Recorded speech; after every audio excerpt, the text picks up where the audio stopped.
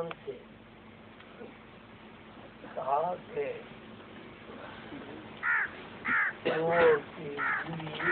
جنت میں رہو اور وہاں سے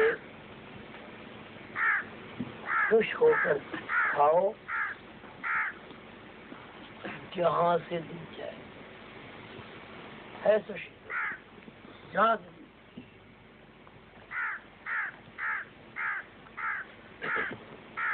اب اس آیت میں جو غور کرنا ہے کہ اللہ تعالیٰ نے خود ہی جنت بنائی، خود ہی اپنی طرف سے آدم اور اس کی بیوی کو جنت میں رہنے کی ترغیب دی اور حیث شئتما کہہ کر حیث شئتما جہاں سے دل چاہے، یعنی جنت کا جو رقبہ ہے جتنا بھی ہے وہ لاکھوں میل ہے، اس ساری جنت پر آدم کو تصرف کا حق دیا ہے، کہ تم اس جنت میں رہو اور یہ پوری جنت تمہارے لیے ہے، اس کا ہر گوشہ تمہارے تصرف میں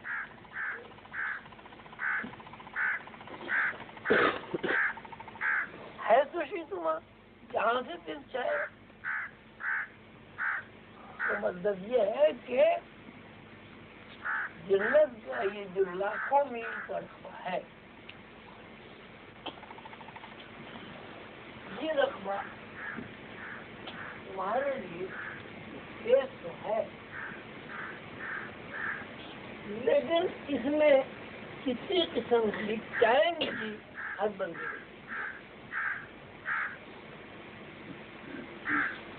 ولا تقربا هذه الشجرة، اس جنت کے خطر میں ایک درخت بھی ہے، اس کے قریب نہ جانا، اور اگر تم نے نافرمانی کی اور تم اس درخت کے قریب چلے گئے تو پھر تم اپنے اوپر ظلم کرو گے، فتکونا من الظالمین، پھر تم اپنے اوپر ظلم کرو گے۔ اب یہاں دو تین باتیں میرے بیٹھ آتی ہیں کہ خود ہی اللہ نے آدم کی جنت دی، خود ہی آدم کو جنت کے رقبے پر تصرف کا اختیار دیا، خود ہی جنت میں درخت بنایا اور اس درخت کے قریب جانے کو منع بھی فرما دیا، ساتھ ساتھ یہ بھی بتا دیا کہ اگر تم اس درخت کے قریب چلے گئے تو پھر یہ نافرمانی میں یہ عمل جو ہے تمہارا نافرمانی میں شامل ہوگا اور پھر تم جنت میں نہیں رہے۔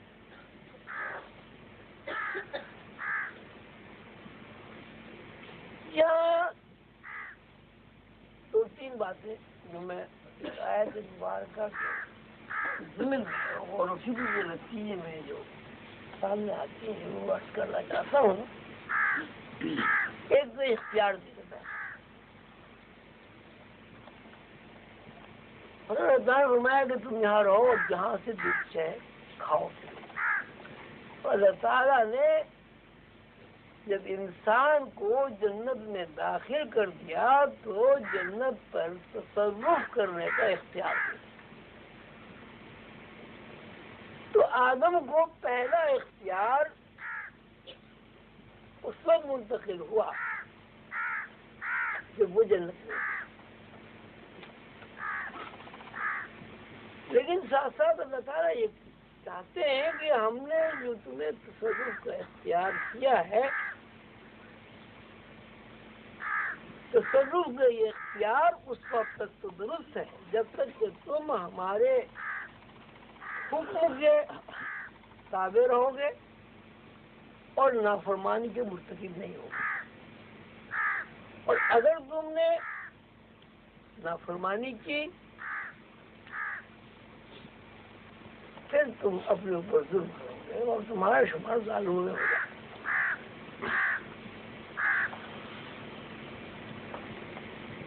ہوا یہ کہ وہ آدم سے نافرمانی سرزد ہوئی. آدم اس درخت کے قریب چلے گئے. اللہ تعالیٰ کے ارشاد کے مطابق ان کا شمار ظالموں میں ہوا. اور ظالم لوگ کیونکہ جنت میں نہیں رہ سکتے اس لیے اللہ تعالیٰ نے انہیں جنت سے اتارا.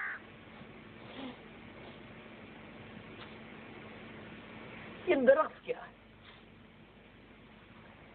یہاں تک نہ آدمی شہر ہے جس درخت کے قریب جانے کے لیے اللہ تعالیٰ نے منع فرمایا. درخت کیا ہے؟ کچھ لوگ کہتے ہیں گندم تھا، کچھ لوگ کہتے ہیں تھا وہ درخت جو ہے سیب تھا، کچھ انگور کہتے ہیں، کوئی کچھ کہتا ہے، کوئی کچھ کہتا ہے. لیکن جب ہم یہ دیکھتے ہیں کہ وہی چیزیں جب ہم یہاں استعمال کرتے ہیں تو ہم اپنے اوپر ظلم نہیں کرتے بلکہ ہمیں ان چیزوں سے زندگی کی ایسی انرجی حاصل ہوتی ہے جس سے ہم اللہ کی خوشنودی بھی حاصل کرتے ہیں. مطلب ایک آدمی اگر روٹی نہ کھائے ظاہر ہے اس کے اندر یہ طاقت ہی نہیں ہوگی وہ نماز پڑھے، روزہ رکھے یا کوئی کاروبار کرے، کاروبار کر کے جب کچھ پیسے جمع ہوں تو زکات ادا کرے. تو اگر گندم یہ درخت ہوتا تو گندم کھانے کے بعد انسان سے ظلم کے علاوہ کوئی نیکی کبھی سرزد نہیں ہو سکتی. اگر یہ سیب ہوتا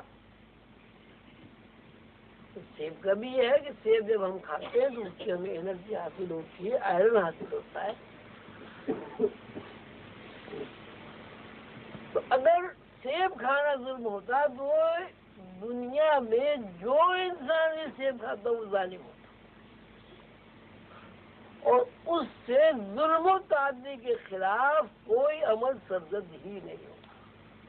اور ثابت ہوا کہ یہ جو کتابوں میں ہمیں لکھا ہوا ملتا ہے گندم، سیب، انگور وغیرہ وغیرہ، ان چیزوں میں سے اس درخت کا کوئی تعلق نہیں.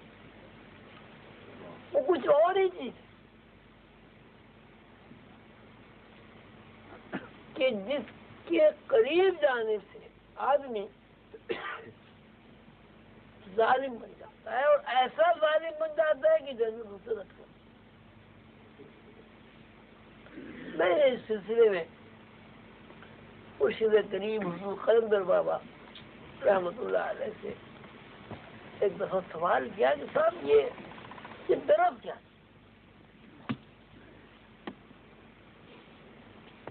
تو انہوں نے فرمایا کیا تم دیکھنا چاہتے ہو؟ میں وہ عرض کیا حضور دیکھنا بھی چاہتا ہوں، سمجھ جاتا. بات ختم ہو گئی. اسی روز یا چند روز کے بعد بات بہت پرانی یاد نہیں رہا تو میں نے جنت کی حضور کے تصرف سے، حضور کی توجہ سے، اپنے مرشد سے ہمت سے جنت کی سیر.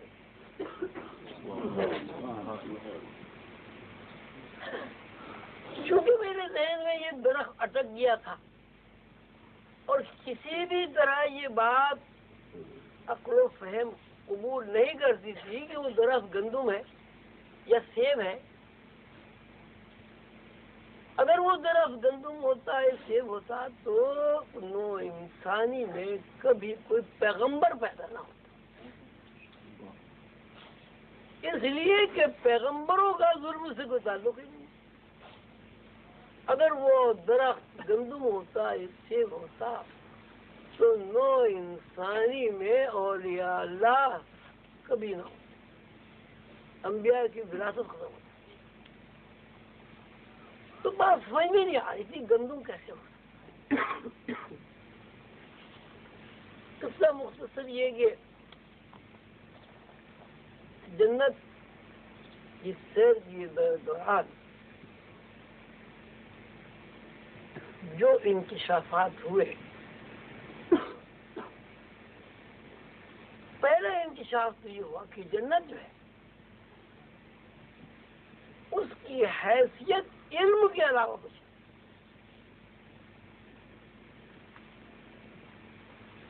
مثلا جنت اس وقت جنت ہے جب جنت کا علم ہمیں پیغمبروں کے ذریعے منتقل کر دیا گیا۔ اگر پیغمبران علیہ السلام آسمانی صحائف میں جنت کا تذکرہ نہ کرتے، جنت کا وجود ہی دینے بیٹھتے، کیونکہ انہوں نے جنت کا تذکرہ کیا اور وہ جنت کا تذکرہ ہمارے لیے علم بن گیا، اس لیے جنت، کیونکہ انہوں نے دوزخ کا تذکرہ کیا، اللہ تعالیٰ نے ان سے جنت کا دوزخ کا تذکرہ کرایا۔ اگر قرآن پاک میں اور تمام آسمانی صحیفوں میں جنت اور دوزخ کا تذکرہ نہ کیا جاتا تو جنت اور دوزخ کا جو تصور ہے وہی نہیں ہوتا۔ تو اب جنت کی جو حیثیت ہے وہ علمی ہوئی۔ میں نے غور کیا کہ جنت کا جب تذکرہ آتا ہے تو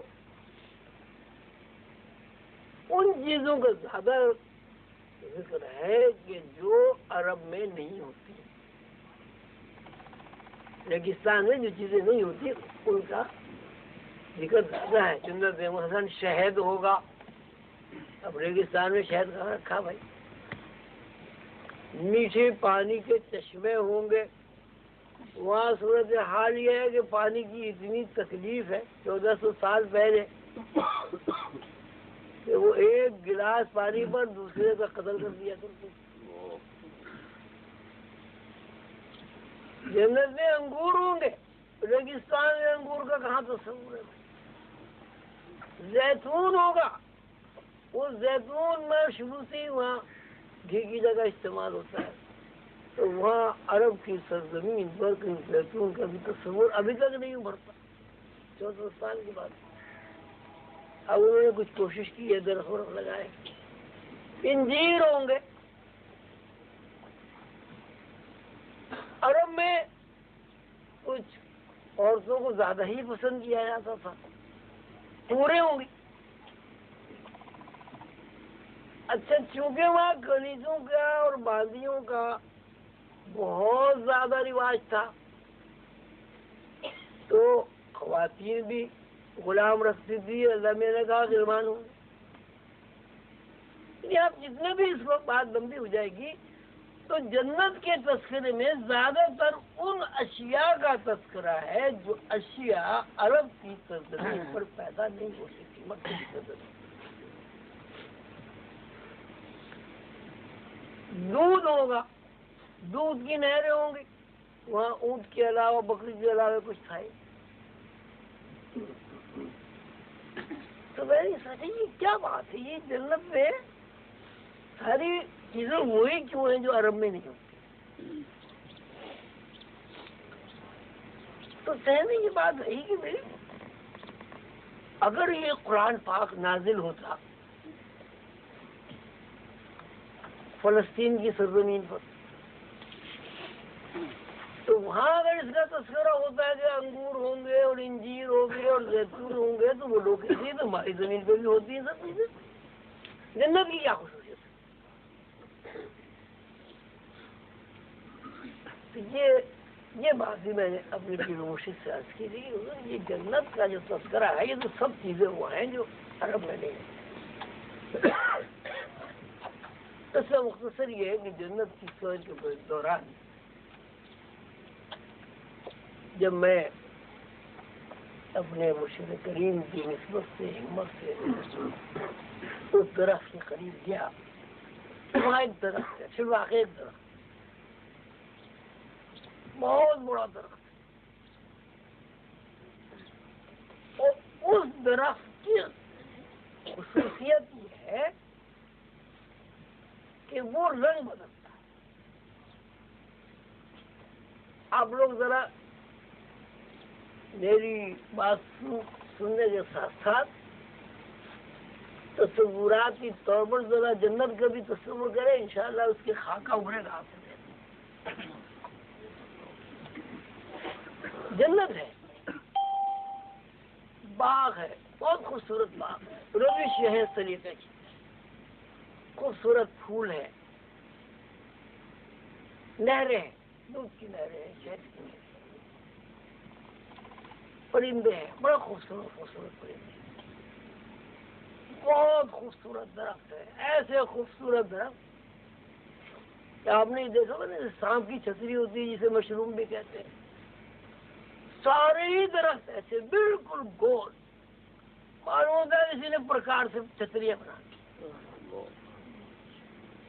یہ نہیں ہے کہ ایک شاخ ادھر کو جا رہی ہے، ایک شاخ ادھر، سیدھا تنا اور اس کے اوپر سانپ کی چھتری کی طرح درخت، پورا درخت، اور قسم قسم کے اس میں پھل لگے ہوئے ہیں۔ تو ان درختوں کے بیچ میں ایک بہت بڑا درخت، اور وہ درخت جو ہے رنگ بدلتا ہے۔ مثلا ابھی آپ دیکھ رہے ہیں کہ وہ درخت کے جو پتے ہیں وہ سبز ہیں، ابھی آپ کی پلک بھی نہیں جھپکی وہ درخت کے سارے پتے جو ہیں نیلی روشنی کے بن گئے۔ پھر ذرا سی دیر آپ رکے، معلوم ہوا وہ درخت سرخ بن گیا،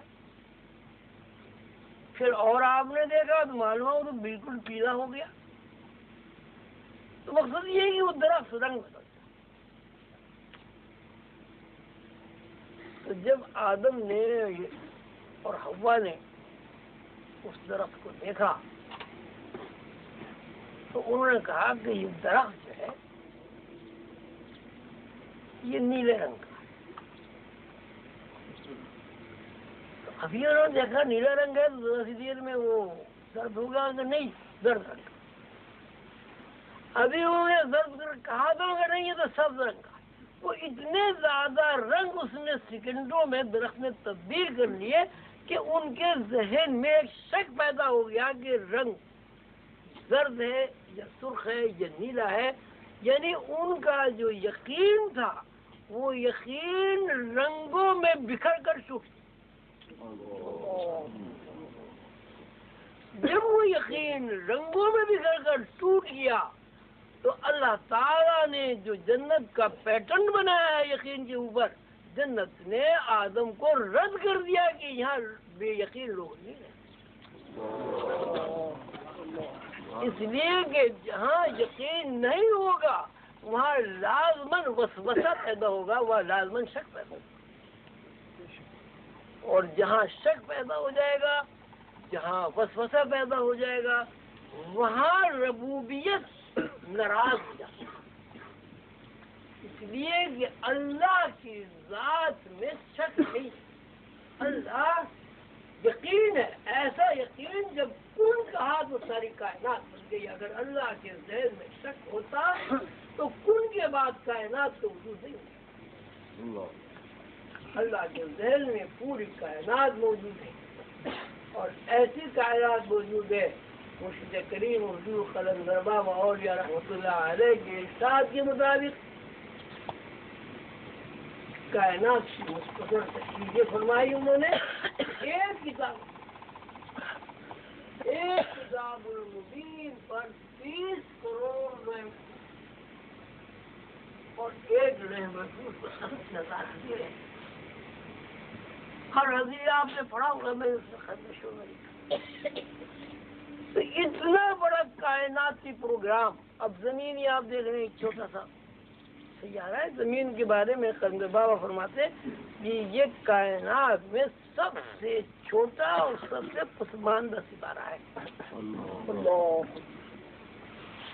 اور اس قسم کے ستارے جیسے زمین ہے، اس قسم کے پلینٹ اربوں خربوں سنکھوں نہیں، آپ کی جو شماریات ہے اس سے ہزاروں لاکھوں گنا زیادہ دنیا میں موجود ہے کائنات۔ اتنا بڑا پروگرام اللہ تعالیٰ کے ذہن میں ہوتا، اور یقین کا یہ عالم ہے کہ جب اللہ تعالیٰ نے اپنے ذہن کو حرکت دی اور کہا کن، تو پورا یقین وہ کائنات کی شکل میں تخلیق ہے۔ تو یہ ساری کائنات یقین کا سمبل ہے، اس کائنات میں کہیں شک اور شبہ کی گنجائش نہیں۔ تو جب آدم اس درخت کے قریب گئے اور اس رنگ رنگ درخت کو دیکھا اور اس کے اوپر غور کیا، اور غور کرنے کے بعد ان کے اندر شک پیدا ہو گیا، کبھی کہتے ہیں سرخ ہے، کبھی کہتے ہیں نیلا ہے، کبھی کہتے ہیں سبز ہے۔ تو جنت نے ان سے کہا کہ صاحب اب آپ یہاں سے تشریف لے جائیں، اب آپ یہاں نہیں رہیں۔ اس کا مطلب یہ ہوا کہ اللہ تعالیٰ نے جب آدم کو جنت میں رکھا اور جنت کو جب آدم کی تحویل میں دیا، تو ساتھ ساتھ یہ بتا دیا تھا کہ اگر تمہارے دماغ میں شک پیدا ہو گیا تو پھر تم جنت سے نکال دیے جاؤ گے اور تم اپنے اوپر ظلم کرو۔ اور ثابت ہوا جس بندے کے ذہن میں شک ہے وہ ظالم ہے، اور جس بندے کے دل میں ذہن میں یقین ہے وہ اللہ کا محبوب۔ رسول اللہ صلی اللہ علیہ وسلم کا وہ موضوع آپ نے سنا ہوگا، چاند کا موضوع۔ یقین کا یہ عالم ہے کہ چاند کی طرف اشارہ کرتے ہیں، چاند کے 2 ٹکڑے ہوئے۔ کتنا بڑا یقین کہ چاند کی طرف اشارہ کرتے ہیں، چاند کے 2 ٹکڑے۔ چاند کے 2 ٹکڑے رسول اللہ صلی اللہ علیہ وسلم کے اشارے سے نہیں ہوئے، چاند کے 2 ٹکڑے رسول اللہ صلی اللہ علیہ وسلم کے اس یقین سے ہوئے جو یقین ان کے ذہن میں اللہ نے منتقل کر دیا بحیثیت اپنے محبوب کی۔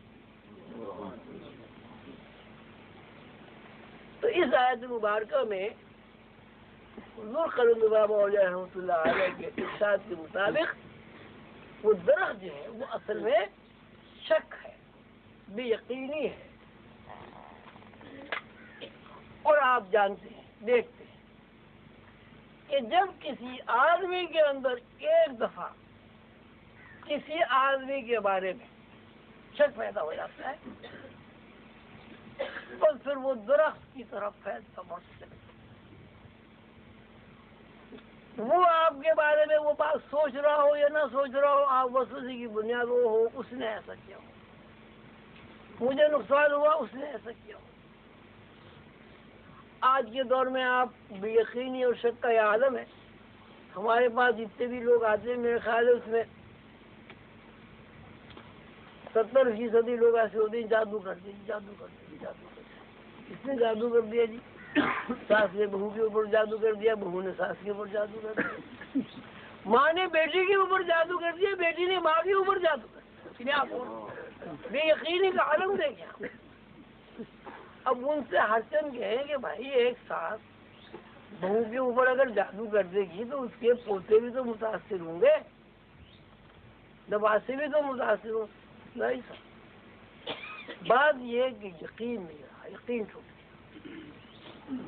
آج کے دور میں، اور رسول اللہ صلی اللہ علیہ وسلم کے دور میں یہی فرق تھا کہ رسول اللہ صلی اللہ علیہ وسلم کے دور میں لوگ نور نبوت اتنا زیادہ اپنے اندر سمیٹ لیتے تھے کہ رسول اللہ صلی اللہ علیہ وسلم کا یقین ان کے اندر منتقل۔